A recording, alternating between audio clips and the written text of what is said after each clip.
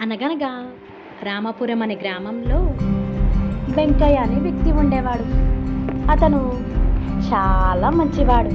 తను వ్యవసాయం చేసుకుంటూ తన తల్లిదండ్రులను చూసుకునేవాడు. ఒకరోజు వెంకయ్య తల్లిదండ్రులు వెంకయ్యకు పెళ్లి చేద్దాం అనుకుంటారు. పక్క గ్రామంలో ఉన్న లక్షాపురం అనే గ్రామంలో సీత అనే అమ్మాయి ఉండేది. వెంకయ్యకు సీతనిచ్చి కళ్యాణం చేస్తారు. ఒకరోజు సీత మరియు వెంకయ్య కట్టెలు తెద్దామని అడవికి పోతారు. అడవిలోకి వెళ్ళేసరికి అక్కడ ఉన్న కట్టెలను కట్టి ఇంటికి పోదామని అనుకుంటారు.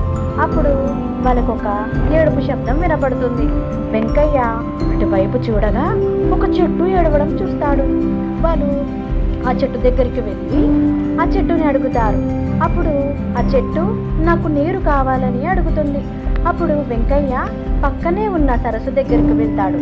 వెళ్ళి ఆ కుండతోటి నీరు తీసుకొస్తాడు. ఆ నీరు ఆ చెట్టుకి పోస్తాడు. తక్షణమే ఆ చెట్టుకు ఆకులు వస్తాయి. ఆ చెట్టు ఆనందంగా నీకు ఏ వరం కావాలని అడుగుతుంది. అప్పుడు వెంకయ్య నాకు ఇల్లు మరియు ఒక మంచి వ్యవసాయ భూమి కావాలని అడుగుతాడు.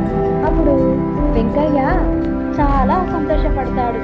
ఇంటికి వెళ్ళేసరికి నువ్వు సంతోషంగా పడుకో, ఉదయం లేచే వరకు నీ కోరిక నెరవేరుతుందని చెబుతుంది ఆ చెట్టు.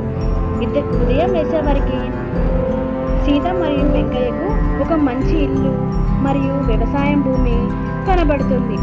అప్పుడు వెంకయ్య మరియు సీత తక్షణమే సంతోషపడతారు.